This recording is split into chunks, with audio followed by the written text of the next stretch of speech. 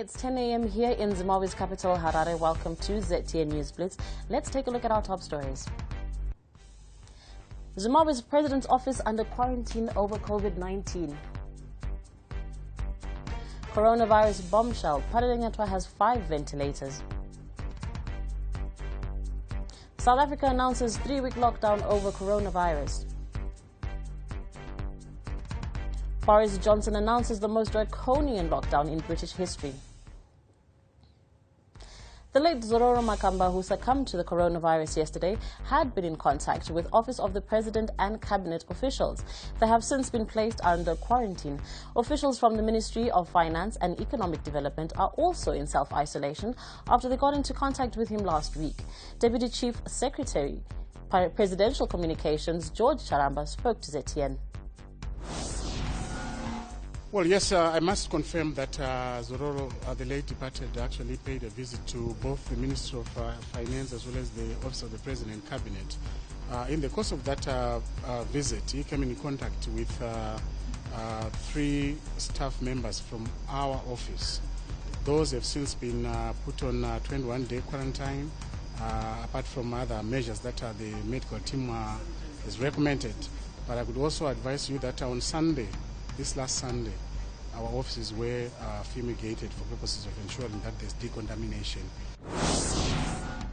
Yesterday, Zimbabwe recorded its first coronavirus death now as reality sinks that the virus is lethal, and certainly in Zimbabwe, it appears more needs to be done to limit its damage. It has emerged that one of the country's biggest hospitals, Parirenyatwa, only has 5 functional ventilators. Ventilators are designed for breathing for patients who are unable to breathe effectively on their own. They essentially help a patient's lungs.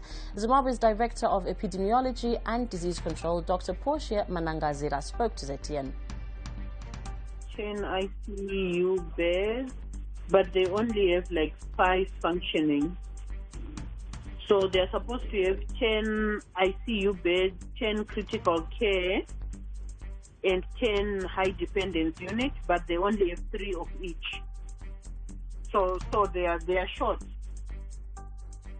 South Africa will enforce a 3-week lockdown over coronavirus. In a televised address to the nation, South African President Cyril Ramaphosa said the 21 lockdown will begin at midnight on Thursday and called on the country to urgently and dramatically escalate its response.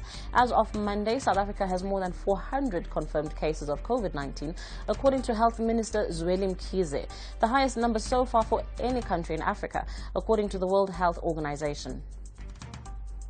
Britain's 66 million people are today beginning a life in coronavirus lockdown after Boris Johnson ordered the immediate closure of all non-essential shops and threatened people with fines or even arrest if they do not stay at home. The Prime Minister's shutdown will last for a minimum of 3 weeks, and the UK's new state of emergency is unprecedented in modern history. Gatherings of more than 2 people will be banned in the most dramatic curbs on freedom ever seen in Britain in time of peace or war, as the government goes all out to stop the spread of the killer disease, which has claimed 335 lives. And that's all from us on ZTN News Blitz. Join us again for more news later in the day. Have a good one.